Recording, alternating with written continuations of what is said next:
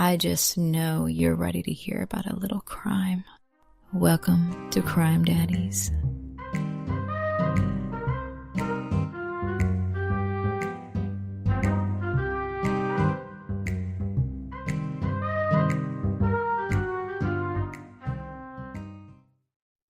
Warning, this podcast is hosted by two true crime dads that will talk about murder, drugs, rape, and offenses against children.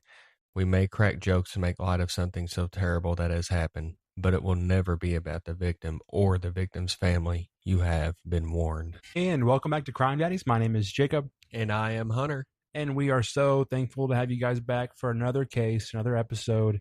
And this is the first official episode of the Crime Daddies Tip Line. So that's right. If you guys have went and suggested some cases on the Google form, in the link in our bio, on all of our social media platforms, and you have the opportunity to have your case picked once a month for an episode like this, where me and Hunter pick one case apiece, and we're going to go over them today. He's going to do his case, I'm going to do my case, and so you're getting like a 2-for-1 sort of thing. Like you're getting two cases, one episode, one day of the week. So it's like a quick thank you to you guys for taking the time out of your day suggesting them. We figure it's nice to let you guys have input on what we do. So before we get into that, I want to just say one thing and keep it clear.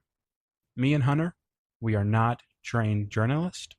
We are two guys with microphones that find random rooms to record in whenever possible, and we just research cases, and we use information that is readily available to the public, and we do not conduct interviews. We do not do he said, she said, all that crap. We do things that are verifiable and are backed up through sources.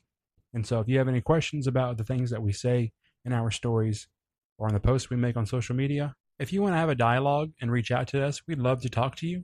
But if your first thing is to go and just be a keyboard warrior and get angry at us, I'm just letting you know right here, we are not journalists. We're just two dads. But for the ones that get it, we thank you guys. And for the ones that don't get it, then just reach out and maybe we can have a discussion. And maybe if you just listen to some episodes, it'll change your mind. But without further ado, I think Hunter is going to get started with our first tip line. All right, Jacob, today I'm going to be bringing you a case out of Bon Terre, Missouri. Bon Terre. I've heard of Bon Terre, and probably for all the wrong reasons, just because my dad went to prison there. Yeah, I know a couple people that spent some time there as well. Oh, yeah. I've actually been to Bon Terre a handful of times. I believe when I was a kid, my grandparents took us to the, caves and caverns in Bon Terre, and we did that little tour, but it was pretty cool, but it's been so long since I've been, I like vaguely remember it. Where is it Bon Terre at? I don't know. I was a little kid. Well, that don't help me much, so go ahead and start telling your story. All right, everybody. Bon Terre, Missouri was founded in the 1720s by French settlers who were impressed by the region's rich surface lead deposits, naming the area La Bonne Terre, which stands for the Good Earth. It became the epicenter of the old lead belt when the St. Joseph Lead Company began large-scale deep earth mining in 1864. The city's history is defined by the following major areas: the French era and surface mining, which was between 1720s and the 1860s. Early Native Americans and later French pioneers recognized the mineral wealth of this area. Before the Civil War, landowner Anthony LeGrave began localized surface mining, which drew wider attention to the region's vast lead tracts. During the St. Joe Lead Company era, which was between 1864 and 1962, back in 1864, the St. Joseph Lead Company purchased nearly 950 acres of land, transforming the remote settlement into the heart of the United States lead mining industry. At its peak, the area produced up to 70% of the nation's lead. The company largely operated the town, owning the properties, business facilities, and leasing lots to its thousands of workers. During the mine closure and transition, which was between 1962 to current day, the Bon Terre mine was officially closed in 1962 and the underground pumps were shut off, allowing natural spring and rainwater to gradually fill up the tunnels over a decade. The flooded tunnels created the world's largest man-made cavern and subterranean lake. In the late 1970s, the company donated 25 buildings to the state, creating the Missouri Mines State Historic Site to preserve the massive industrial heritage. Today, the mine is globally recognized for offering walking and boating tours, as well as being one of the largest freshwater scuba diving resorts in the world. There's actually a famous person that is from Bon Terre, Missouri, and his name was Ray Sanders. He was an MLB All-Star and later an MLB scout, and he actually played for the St. Louis Cardinals. So he's kind of like a hometown guy. That's pretty cool. I mean, being from Missouri and then being able to play for like the one thing that we got going for us. It's kind of like a David Freeze story in a way. Yeah, it really is, which is pretty cool. And I mean, if you guys don't know, if you're not from Missouri, most of you guys are. All we have is the Cardinals. We even lost the Chiefs. The Chiefs are moving to Kansas. So literally that's all we got. So we hold the Cardinals near and dear to our hearts. So this case actually took place in 2010. The year 2010 was a pivotal transitional year. It is best known as the dawn of the tablet era with Apple's first iPad release, the birth of Instagram, and the end of the Great Recession. I kind of disagree with that because I feel like the recession lasted longer than 2010. I think so too. It definitely lingered on, probably until like 2012, because I remember as a kid being in school during the election for Obama versus Mitt Romney. It was still getting brought up at that point, and that's 2012. So it definitely just lingered on. I started driving in 2011, and I remember the gas prices being the same that they are today as they were back then. And, you know, times are tough for everybody right now. I'm not going to disagree with that, but I'm just saying, like, gas prices back then and today were relatively about the same. But minimum wage back then was about half. So yeah, perspective really matters. It just, you know, if you're like everyone else and, you know, you're not super well off, it's like your whole life's been a struggle, so a recession doesn't really scare you. Yeah, you're already struggling. Why not struggle some more? It's the ones that are in the middle that get burned out the most. I've talked about that with people before. The people in the lower class and the people in the higher class, they know it's either I'm going to struggle but get free money or I have enough money. People in the middle, they're not poor enough to get the free stuff but not rich enough to be good. I seen this thing online that cracked me up. It said, "Are you not scared about what's going on right now?" And they're like, "No, I've always been poor. These people are new poor." Yeah, exactly. I'm true to it, not new to it. Yeah. And I mean, I'll just be blunt and honest. Like, I grew up, you know, kind of underprivileged. But, you know, I've worked hard and I've got myself into a comfortable place in life. So I can relate both sides so much. I like the word you use, underprivileged. You can just say you're poor, Hunter. You don't got to use the political correct terms over here. You have to say that same thing at work. We have to say under-resourced instead of poor. I'll say one side story real quick before we get in. When I say I remember, you know, being underprivileged is what I like to call it. When my mom and dad first got divorced, I remember it was me, my mom, and my middle brother, Jesse, still living together at this house, right?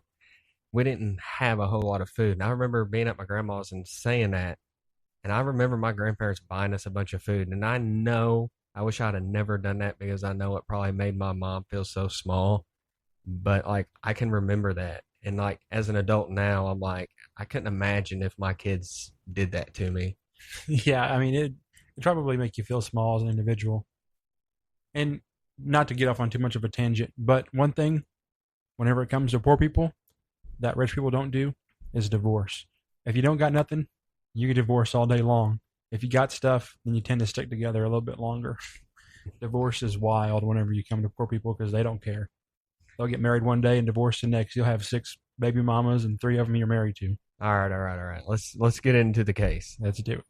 So on a quiet Tuesday morning in Bon Terre, Missouri, police got a call that seemed routine at first. A man was trying to break down a door at a duplex. But within minutes, that call would turn into something far more devastating. Shots fired, multiple victims, a man fleeing into the woods, and a community left trying to understand how a breakup, a history of instability, and a few handwritten notes ended in tragedy. This is the story of what happened at a duplex on that Tuesday morning, and the chain of events that investigators say led to 3 deaths inside of a home, and 1 more miles away. Bon Terre, Missouri is a former mining town of roughly 7,000 people, about 55 miles southwest of St. Louis. It's the kind of place where neighbors recognize each other and where crime like this feels almost unthinkable. But on that Tuesday morning, police were dispatched to a duplex apartment on a quiet cul-de-sac. The initial call, a man attempted to force his way inside. The chief of police responded personally. When he arrived, the situation escalated almost immediately. The chief remembers seeing a man running from the scene. Officers quickly followed as he fled toward a wooded area near North County High School. But inside the duplex, the reality of what had just happened was becoming clear. When officers entered the home, they found a scene that would shake even experienced investigators. Derek Nash, 32, was found dead in the doorway. Christine Snyder, 37, was found in a bedroom. Both had been shot. Snyder's home had become the center of a nightmare. She lived there with her boyfriend and her teenage daughter that had been staying there as well. But the violence didn't stop there. Outside the immediate home, police discovered another victim, 19-year-old Danielle Bennett, inside a SUV. She had been critically wounded, and with her was her 18-month-old child. The child was not physically harmed. Bennett was rushed to a hospital, but she would later die from her injuries. That's so sad. I mean, I'm glad the 18-month-old wasn't hurt above all else. But man, just you're holding your child. This is wild so far. I know you're going to get some more into it, but man, this is just nuts. Inside the home, there were also children present during the attack. A 3-year-old was inside but unharmed. An 11-year-old lived at the residence but had been at school. Authorities later confirmed all children were placed into protective care with the state services. And that sucks. I know that the situation they were in sucks, but just because they're put in protective care doesn't mean that it's, perfect. Like, just to let you guys know, I've been in the foster care system. My siblings have been in the foster care system. I remember whenever my dad got arrested, we were in his trailer in the trailer park right between Dexter and Bloomfield, and we were in there with his girlfriend, and she was probably high on the couch, and me and my brother are sitting there playing our GameCube, and the next thing you know, we just hear 3 booms on the door, and then the whole thing swings open, and police just rush in. And some lady came by, and she picked me up in one arm and picked my brother up in one arm, and she put us in the back of like a SUV. And it was wild. Like, there was like 3 or 4 police vehicles there, and it's nuts. So it's traumatizing, not to just be in bad situations, but also go through that foster care system can stink too. It's very, very, very incredibly sad what so far has unfolded, but I am very happy that none of the children were harmed. Yeah, above all else, their safety is awesome. And the fact that they weren't hurt in any way is good. But just because you're not physically hurt doesn't mean they don't have a lot of mental anguish by knowing these things happened, witnessing these things happened, and then what happens afterwards. It's got to be traumatizing too. As officers secured the scene, the suspect was still on the run. He didn't get far. About 500 feet from the duplex near a wooded area, officers confronted him. He was armed with a handgun. Investigators say he turned a weapon on himself. He died at the scene.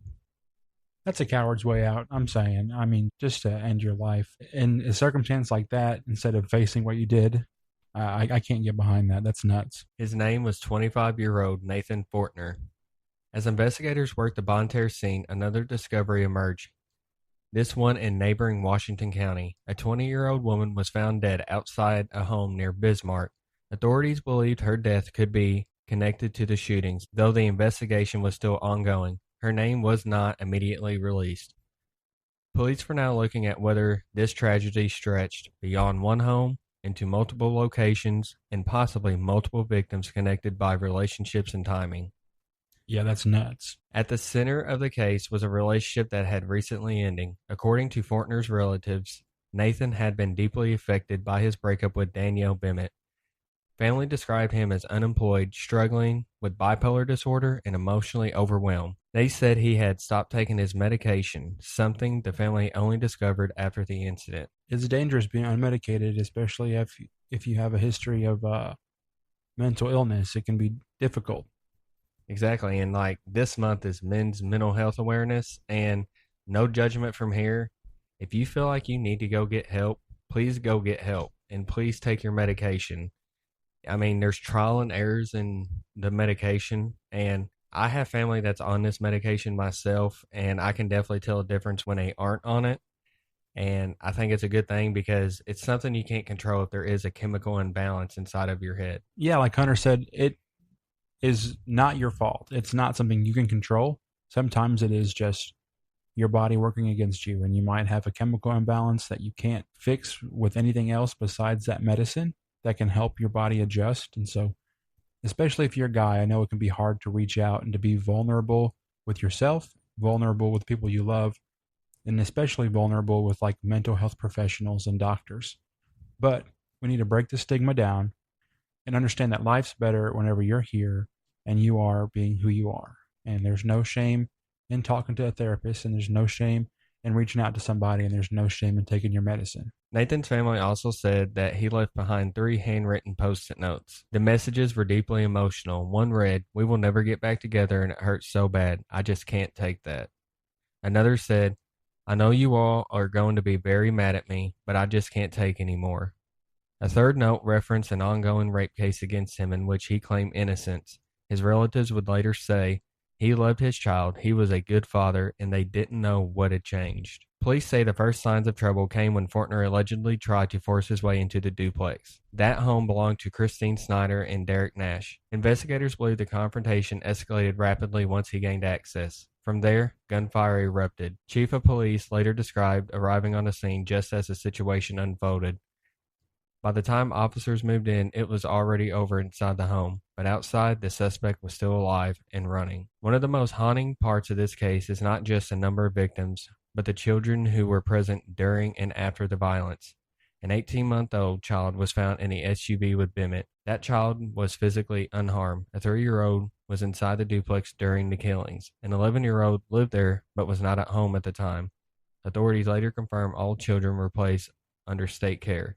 Chief of Police reflected on emotional weight of the case. He worried about what the older child might remember, because even when children survive physically, the psychological impact can last a lifetime.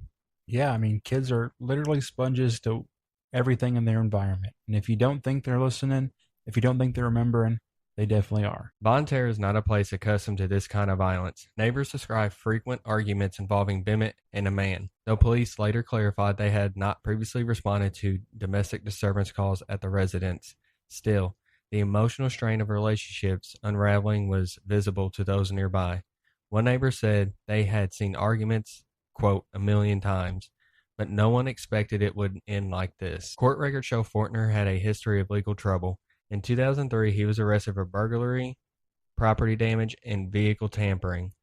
He pleaded guilty and received probation. In 2006, he pleaded guilty to third-degree assault and disturbing the peace. At the time of the shootings, he was also awaiting a trial on a 2008 rape charge and was out on a $150,000 bond. Police also believe he may have stolen the handgun used in the shootings from a nearby town. So, a few days after the crime took place, investigators began investigating a possible fifth victim connected to the same violent case involving Nathan Fortner. A 20-year-old woman, Erica Wade, who reportedly knew both Fortner and one of the primary victims, was found dead Tuesday in a neighboring county. Her body was discovered inside an abandoned building along Highway U, a rural road that runs between St. Francis County and Washington County. Investigators believe her death may have led to the broader series of killings. Wade had been reported missing shortly before she was found, and officials say she would have been the first victim chronologically in the unfolding events. Family members told authorities she may have been lured to the location after receiving a late-night text message from an unknown sender. Investigators are still working on determining how she ended up at the abandoned property and what led to her death. Law enforcement later confirmed that forensic evidence, including DNA and phone records, links Fortner to Wade's killing as well as the earlier shooting deaths of the ex-girlfriend, her mother, and her mother's partner. Fortner died by suicide as police closed in following the attacks. Officials say there is no indication that anyone else was involved in the crimes. Authorities have also been cautious about assigning a clear motive. Chief of Police stated that there is no way to fully understand what was going through the suspect's mind, noting that the level of violence involved defies simple explanation. Even with a timeline, a suspect, and multiple victims, many questions remain unanswered. In the days after, the community of Bon Terre was left grappling with grief, confusion, and disbelief. A home that once stood quietly on a cul-de-sac had become the center of a multi-victim investigation spanning at least 2 counties. Families were left mourning, children were left in protective custody, and investigators were left piecing together the final hours of a man described as both struggling deeply and responsible for irreversible harm. There are cases where the timeline is clear, but the why remains fractured. This is one of them, a breakup, a history of instability, a series of handwritten notes that suggest emotional collapse, and a morning that began with a forced entry call and ended with multiple lives lost. If you take anything from this story, it may not be answers. It may be how quickly private emotional turmoil can spill into public tragedy, and how many lives can be changed in a matter of minutes. What I'm getting from this case, and maybe you listeners at home can relate, is that there's a frustration knowing that a lot of this may have been prevented. And I think whenever you have a history of violent crimes and even petty crimes, a history of mental health issues that are documented, and then domestic issues as well, those are all the makings for something pretty bad to happen. You have all the ingredients for a nasty dish. It's hard to have all these things happen and then something positive come out of it. And so what I'm seeing is that there was a substantial lapse in initiative whenever it came to this guy and the situations he was a part of. And what it seems like is that it wasn't that shocking. The individual seems violent. He has a history of these sorts of things. He's unmedicated because he has all of these documented issues. And here he is, and he comes and has this huge annihilation, and then he takes himself out because obviously he wasn't in the right mind and didn't want to face the consequences of his actions and just took the cheap way out. And so it's wild. And it just stinks whenever we hear cases like this that seem like they could be prevented. Well, I mean, first and foremost, there were so many victims involved in this crime. I mean, I just want to say, rest in peace to Derek Nash, Christine Snyder, and Danielle Bennett, along with Erica Wade. And, my heart breaks for their families. Yeah. Obviously, we hope that they are in a better place after their time of death. But my heart really breaks for those children that was around and involved in this. And honestly, there is another victim, unfortunately, which was Nathan Fortner. And he did some terrible things. But when you have mental illness and you're not taking care of it, when you get off your medication and you're not taking it, it can make your brain spiral. Yeah, and this is not us in any way saying what happened was okay. Like, I don't want anyone to think that. What we're trying to say is that the hard thing about true crime, and especially stories like this, is that there's multiple different victims, even though they're victims in different ways. Right. The children weren't physically involved in anything, but they have a lot of psychological and mental issues happening afterwards. And then he had his list of reasons, and then he lost his life. And so his family is obviously mourning him, but they're also mourning the decisions he made, because the decisions he made took the life of someone else's kids, someone else's brother, sister, daughter, husband, whatever.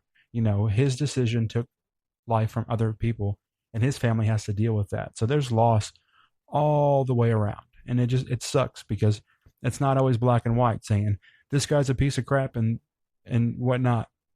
We can say that his actions were terrible, sickening, and if he wouldn't have taken his life, then I would advocate for him to be locked up for the rest of forever, because he did all that. But what we're trying to say is that we can see what led up to it, We are in no way trying to say that what he did is justified, because it's not. It is a very scummy thing to do. But, both parties in this situation had loved ones, and both sides of these parties lost people. And all around, it's just so sad. This tragedy is so sad all around. Honestly, out of all true crime cases, I don't like I don't love any of the crimes that ever happened. Like, that's not why we do this. Yeah. But murder suicides always baffle me, because it's like, what was the point? Yeah, it leaves a lot of things unanswered, which is one of the worst things about true crime, is that there are so many crimes that don't have answers. And we haven't really covered that in depth. I mean, most of the time when we talk about a case, it's pretty cut and dry. Like, here's what happened, here's the background, here's what the event was, and here's how it went afterwards. Whenever you have people that are missing or people that commit suicide before things are figured out, everyone's just left with a lot of question marks, which can be hard for people to heal. And it leaves a lot of things left without closure, and it stinks. But anyways, Jacob, that was the tip line case that I brought to you today. Definitely a tragedy. I mean, so sad all around, so sad. every direction this case was extremely sad.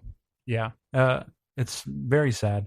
And I don't know why I just thought about this, but there's a Kanye West lyric whenever he's doing a song with Kid Cudi, and he's kind of just talking at the end of the song, and he's talking about crime, and he said, just saying how crime sucks, but both sides lose somebody. Somebody dies, somebody goes to jail, but it feels the same, and even in this case, when he didn't go to jail, he died. They're still mourning the loss of their family member, and the other side is mourning the loss of the members that he took. And so it can be hard, but our hearts want to go out to the victims. And other than that, we're going to go ahead and jump into part 2. You guys are getting back-to-back episodes in one episode. All right, Jacob, bring it to us. All right, Hunter. So every now and then we come across a case that just makes us stop and ask ourselves why it happened. And we just had that with the case you just told us. It left a lot of questions. There's murders that are fueled by greed, jealousy, revenge, drugs, or even sometimes like money. Like all the way in our first episode, we talked about how some guy would do something for like $1,500. And those stories are tragic enough, but every once in a while a case comes along that really challenges something deeper. It challenges sometimes our understanding of family. So from the time we're born, we're taught that family is supposed to be our safe place, right? They protect us when we're young, and eventually they become the people that we protect whenever they're old. That's just the cycle of life. You're born vulnerable and you die vulnerable. Most of the time, that bond is built on trust, sacrifice, and love. If you're a parent and you have children, then you know that bond. But what happens whenever that bond breaks? What happens whenever years of conflict, resentment, isolation, or circumstances we may never fully understand slowly chip away at one of the strongest relations a person can have? That's the question sitting at the center of today's story. So our case takes us to Essex, Missouri. Now, if you never heard of Essex, which there's a chance you haven't if you're not from Stoddard County, it's kind of like a blink and you miss it town. It's kind of just tucked away, surrounded by a lot of farmland. Everyone knows everybody, the same old story we've been telling for all these towns we cover in all of our episodes. People live there for generations, and everybody's business. Same old, same old. Well, as we all know, small towns have a very different way of handling tragedy. In your big cities, yesterday's headline is often forgotten by next week. Not to say it doesn't still hit the same, and it doesn't still hurt, but in the big cities, it's easy to forget it. But in a town like Essex, it's really hard to do. It leaves a permanent mark on the history. People remember where they were when they heard the news, and years later, someone brings it up at a ball game or sitting around drinking coffee. So today's case quickly becomes one of those stories, unfortunately. But before we get into what happened, I want to spend a few minutes talking about 2 ideas that might seem unrelated at first, but trust me, by the end of this episode, they're going to make a lot of sense. The first has to do with one of the most influential psychologists in history.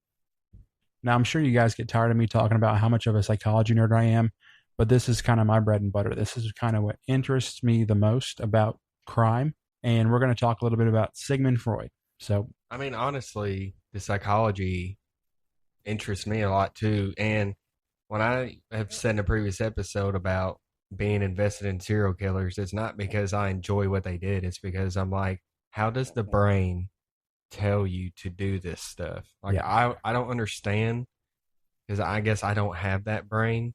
But such an evil brain can cause so much harm and tragedy throughout so many people's lives. It's very interesting to learn how the brain works. Well, Hunter, I'm glad you don't have that brain, because then I'd have to be worried about my co-host trying to off me. So let's just keep it that way. If you've studied psychology before, you've heard of Sigmund Freud. He proposed a lot of theories during the late 1800s and even early 1900s. A lot of those have been criticized, revised, or even completely rejected by modern psychology. But one thing nobody can deny is that he kind of changed the way people thought about childhood and family relationships. One of the most famous theories that he talked about was the Oedipus Complex. Have you ever heard of it? I have. Kind of the same thing with Tommy Lynn Sales we talked about. Yeah, we brought it up a little bit back then too. How he was talking about getting in the shower with his mom and bed with his grandma, and yeah, he's kind of nasty stuff. Little freak.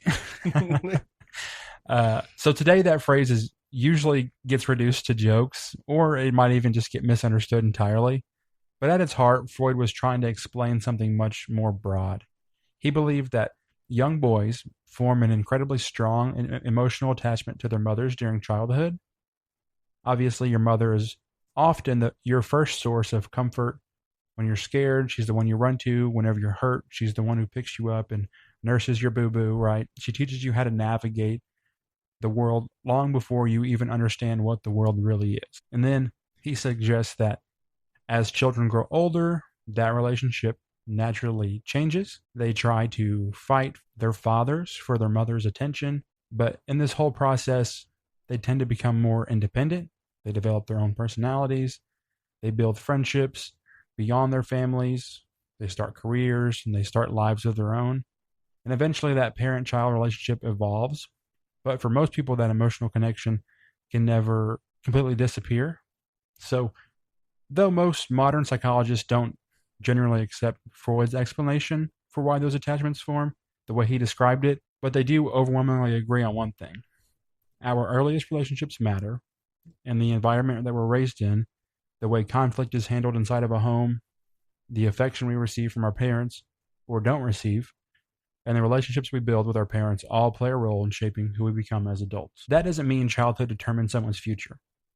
All the time you hear stories of people overcoming difficult upbringings every day, but it does mean that family relationships are among the most powerful forces in a person's life. But it's whenever you're able to overstep those powerful forces is whenever you're able to break the mold, per se. But not everybody breaks that mold. And that brings me to something else we need to talk about before the story begins. Elder abuse. Today, the term seems pretty straightforward. It's abuse of the elderly. As a society, we recognize that elder abuse is a physical violence or even neglect, maybe emotional abuse, even financial exploitation, abandonment, or even intentionally just mistreating an older adult. We have laws nowadays that protect these victims. We have mandatory reporting requirements, and we have a lot of agencies whose whole purpose is to investigate these crimes. But it wasn't always that way. For much of American history, what happened inside of a family's home was considered private. If an elderly parent was neglected, manipulated, financially isolated, or abused by an adult child, there were very few systems in place to intervene. Many people believe that these family matters should stay behind closed doors. It wasn't until about the 1970s that doctors, social workers, researchers all began documenting how widespread elder abuse actually was. They noticed elderly patients arriving at hospitals with unexplained bruises. Some appeared malnourished, despite supposedly having caregivers. Others had emptied bank accounts, they had injuries that were untreated, or they just had signs that they had been living in fear of the people responsible for caring for them. As awareness grew, states began strengthening protections for vulnerable adults. Missouri followed that same trend by expanding laws addressing abuse, neglect, and exploitation of elderly and disabled adults. Today, healthcare professionals, social workers, first responders, and many others are even legally required to report suspected abuse because getting older should never mean you become more disposable. The difficult reality is that elder abuse rarely begins with a single violent act. More often, it's the end result of a relationship that's been kind of deteriorating for years. Maybe someone became overwhelmed caring for a loved one. Maybe they have mental illness or addiction, maybe some sort of financial hardship. Now, none of these things excuse elder abuse, but they remind us that the worst crimes often have roots that stretch back years before anyone else notices that something's actually wrong. So as I was researching this case, I couldn't stop thinking about that. I couldn't stop thinking about elder abuse. How does one of life's most sacred relationships, a parent and their child, a son and his mom, reach a point where it completely collapses? How does the person who once protected you from the world eventually become someone vulnerable enough to need your protection instead? Those are very difficult questions, and there probably isn't one simple answer, but there are questions worth asking. Because the story we're about to tell isn't just about a crime that happened in Essex. It's about what can happen when family, aging, vulnerability, and years of unseen conflict just kind of collide with one another. And with that, I'm going to take you to Monday, November 13th, 2023. So Hunter, at some point that day, emergency responders were dispatched to residents in Essex after they got a 911 call that reported an elderly woman in cardiac arrest. On the surface, it appeared to be the kind of call that first responders handle every day. Miss Nadine Teeters, an 83-year-old woman, receiving hospice care had been found unresponsive. Hospice patients pass away every day. While every death is a little difficult for families, the circumstances surrounding hospice care often mean loved ones have had time to prepare. At first glance, there was little to suggest that this would become one of the most significant criminal investigations that Stoddard County would see that year. But according to the probable cause affidavit later reviewed by prosecutors, that changed almost immediately after deputies arrived. Instead of finding an elderly woman who appeared to have died from natural causes, deputies reportedly observed extensive bruising. Court documents state that there was severe bruising on the left side of Nadine's forehead, around her left eye socket, extending down her cheek and onto the left side of her neck. Investigators also documented additional bruising across other areas of her body. According to those same records, she was only wearing a shirt when she was found. Now, obviously, those observations immediately raised a lot of questions. I'd say. Doesn't just look like cardiac arrest to me. No, it looks like she was getting beat up on. Yeah. Now, obviously, we know that elderly people tend to get bruised really easy. You know. Yeah, I mean, they absolutely do. But I mean, if, say, they're in a nursing home and they may have bruises on their arm where you would grab them to help them or something like that. But other than that, why would they be bruised up everywhere unless it's been documented they sustained like a bad fall? Exactly. And that's what got investigators asking questions, because these bruises looked a little bit different. And after reviewing all this, another detail caught their attention. According to investigators, Nadine's adult son, 59-year-old Jerry Wayne Teeters, lived on the same property. Court records further allege that he had been the only person inside the home with his mother during the 3 days leading up to her discovery by hospice workers.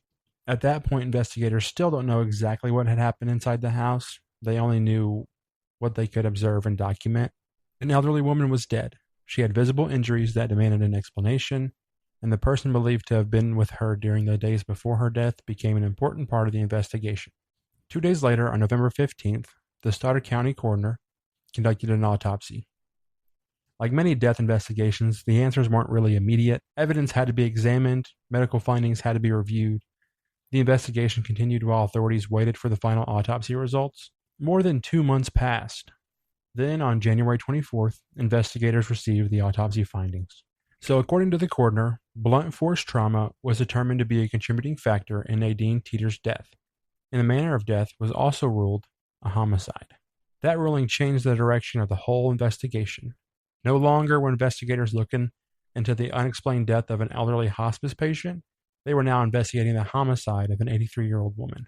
As investigators from Stoddard County Sheriff's Office continued working alongside the Missouri State Highway Patrol, prosecutors eventually announced criminal charges. On February 23, 2024, Stoddard County Prosecuting Attorney charged Jerry Wayne Teeters with second-degree murder and first-degree domestic assault.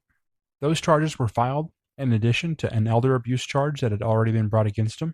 I repeat, an elder abuse charge that had already been brought against him prior. That's crazy. And he was taking care of his mother? Yep. Authorities also issued a no-bond warrant, and Teeters was taken into custody. Now, it's important to note here that all the information following are allegations that are made by the prosecuting attorney's office. At the time of this recording, the charges have been filed. There have been preliminary proceedings that have taken place, but the case has not been resolved by a jury yet. Just wanted to put that out there. On April 18th, 2024, Teeters appeared for a preliminary hearing in Division II Court. According to the Stoddard County Prosecuting Attorney's Office, the court found probable cause to believe a felony had been committed and probable cause to believe that Teeters committed that felony. The case was certified and bound over to Division I of the Circuit Court for further proceedings, with another court appearance scheduled afterwards. As investigators pieced together what they believe had happened inside that home, another part of Jerry Wayne Teeters' background became part of public conversation. Public records from the Missouri Sex Offender Registry show that Teeters had previously been convicted in 2006 of a second-degree statutory sodomy involving a 16-year-old female and remained listed as a Tier 2 registered sex offender. Now, that prior conviction is separate from the allegations in Nadine Teeters' death and should not be taken as evidence that he committed the offenses that he's currently charged with. However, it is part of publicly available criminal history and helps paint a more complete picture of the man investigators ultimately accuse in this case. By this point, the quiet town of Essex was no longer mourning what first appeared to be a death of an elderly hospice patient. It was confronting allegations that one of its own residents had been charged in the homicide of his own mother. At the time that we're recording this episode, Jerry Wayne Teeters has been charged with elder abuse, first-degree domestic assault, and felony murder in connection with the death of his mother. But that's exactly what these things are, just so you guys know that they're charges. Like every criminal defendant in the United States, Mr. Teeters is presumed innocent unless and until the state proves its case beyond a reasonable doubt in a court of law. Pretty much saying everything that we're talking about is just based off what investigators say or prosecutors say, and that in the United States, you are what? Innocent until proven guilty, right? That's something that we take serious over here at Crime Daddies.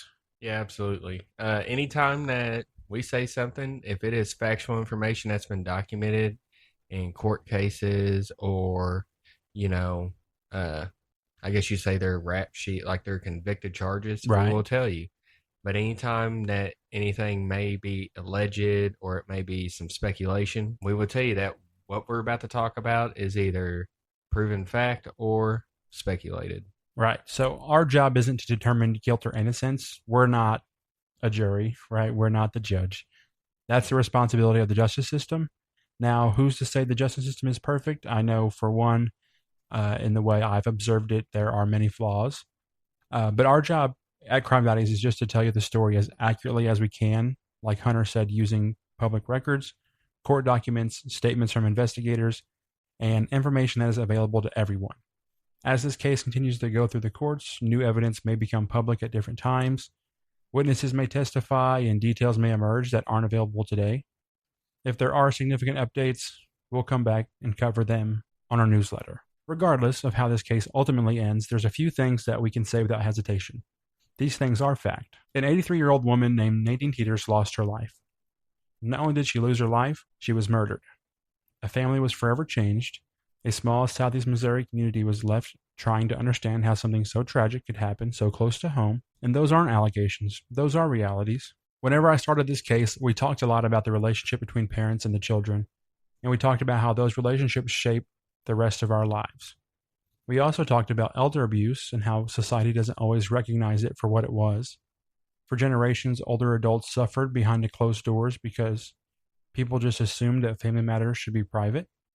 And thankfully, we've come a long way. But cases like this remind us that there's still a lot of work to do. No elderly person deserves to spend the final chapter of their life in fear. And I think me and Hunter hold that same belief that vulnerable people, children or elderly, should never live in fear. Absolutely. No one who has spent decades raising children, building a family, working, sacrificing, and contributing to the community deserves to be neglected, exploited, or abused. Now, whether that abuse is physical, emotional, financial, or even psychological, it deserves to be recognized, reported, and stopped. This case also hits close to me in a personal way because my fiance has worked in a nursing home. And through her, I've heard countless stories about caring for people in the final stages of their lives. Like we talked about previously, Miss Nadine was in hospice care. And if you guys know anything about hospice care, it's like care you're put into to prepare you for death.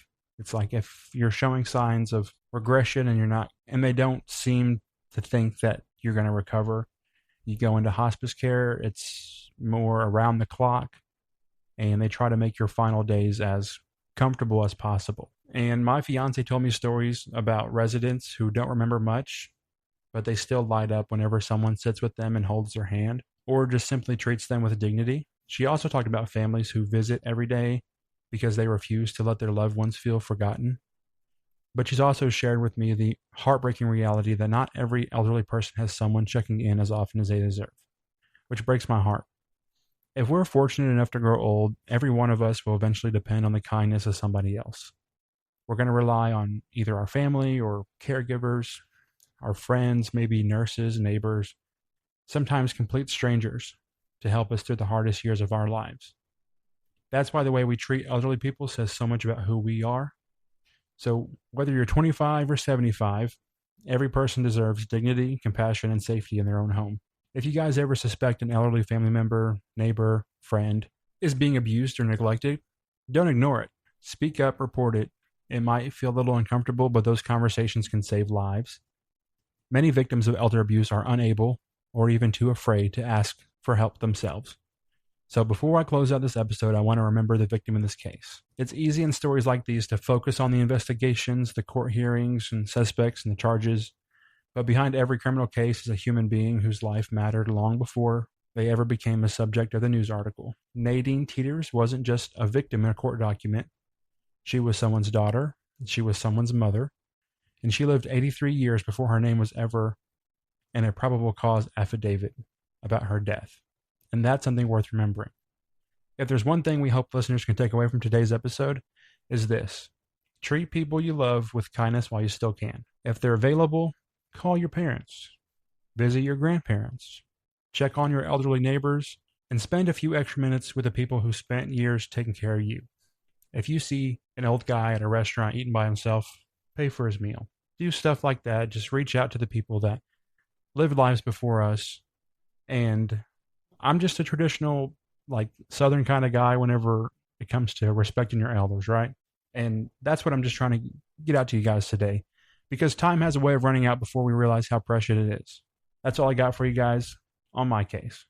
Just remember, you're going to be taking care of me when I'm in a nursing home. Me? I'm only, 6 years away from you? 7. 6, 7. Hey. Yeah, I hear you. Okay. That was cringy. That's all for the Gen Zers that listen, which are like 0. I think our 18 to 24 demographic is kind of our smallest one. There is nothing wrong with that. We would love for all ages to listen to us as long as you are 18 years of the age or older. Yeah, we appreciate everyone that's a listener, whether you are 18 and whether you're 80. You're a part of the Crime Daddies family, and that's all we can ask for sometimes, is just to have this support system of people that just look forward to hearing cases and learning history and digging into the psychology of the things that go on. But that's our first episode from the tip line. So we just want to thank you guys for actually going to the link in our bio and suggesting these cases. I know for me, at least, I never heard of either of these cases until we got them suggested. I hadn't either. And we kind of went through a few different cases that were submitted, and we chose the ones we chose because we felt like each one of them stood out in a certain way of, crimes we hadn't really discussed yet, or the events inside of crimes themselves. Right. And so if you guys are ever interested in being a part of the tip line, go ahead and find the link in our bio at our social medias. And whenever you fill it out, all we ask for consideration is that you give us 2 sources.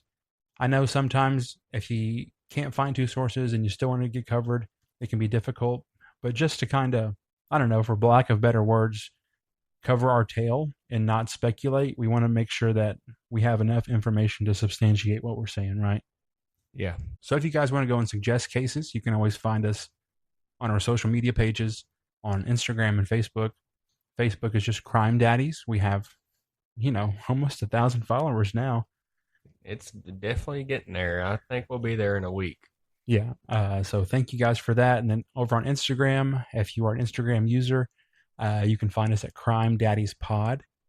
And if you ever want to just go to our website, which is crimedaddies.riverside.com, there are links to everywhere that we post our episodes. So depending on if you're a YouTube person or Spotify or Apple Podcasts, whatever, if you just want to go to that link to find it, go for it. And if you ever want to just see some stuff we do behind the scenes, you can go follow us on our personal accounts on Instagram and TikTok. My name is Jacob W.C. Smith. And then you can find me on Facebook at Jacob Smith, the one from Dexter, Missouri. There's a million of us, but that's the one that's mine. And then if you want to find Hunter, you can find him at... All you got to do on Facebook is search up Hunter Ben Frampton. If you want to follow me on Instagram, I am hunter.semo. And I just recently realized I've been saying my TikTok handle wrong. It is actually Semo_Hunter. And in the past, I've been saying Hunter_Semo, but it is definitely Semo_Hunter. Yeah, so if you guys want to go ahead and just tap into those, we're going to post a lot of stuff about our episodes on there. And if you're ever interested in going to our website, you can go and sign up and subscribe to us on Riverside. And whenever you subscribe, you get access to a monthly newsletter. And I'm going to tell you right now, it costs $0.00. We're not going to ask money from you guys on Riverside. We were just trying to find a way to be able to give you guys some cool glimpses to our newsletter that we do monthly. So The only way we can get that out to you guys is if you subscribe on there, and it gives us your email address, and every month we email out the newsletter. And if you could, please do your crime daddies a huge favor. If you're listening on Spotify, please like or save the episode, set up automatic downloads. If you would be so gracious, please leave us a 5-star review. We can't tell you why it helps, but it does definitely help us get pushed out on the algorithm. Same thing goes for Apple Podcasts. Please leave us those reviews. Shout us out on your socials. If you're listening on YouTube, please like and comment on the episode. That helps us out tremendously. We will respond back to all your comments. And the reason I say YouTube, Spotify, and Apple Podcasts is because that is our top 3 sources that we see that our content is getting listened to on. Yeah, so we drop every Tuesday at 5 a.m. But if you have a hard time remembering that, then if you just go ahead and set your reminders on these apps, it'll give you a notification every Tuesday morning at 5 a.m. like it does me. And if you have left a review on Apple Podcasts, me and Jacob are dumb, and for some reason we can't figure out how to get into Apple Podcasts to reply back to your reviews and comments. So please do not think that we are ignoring you, because we are not. I've seen several responses on there. Thank every single one of you that has taken time out of your day to leave us those. Same thing with Spotify and YouTube.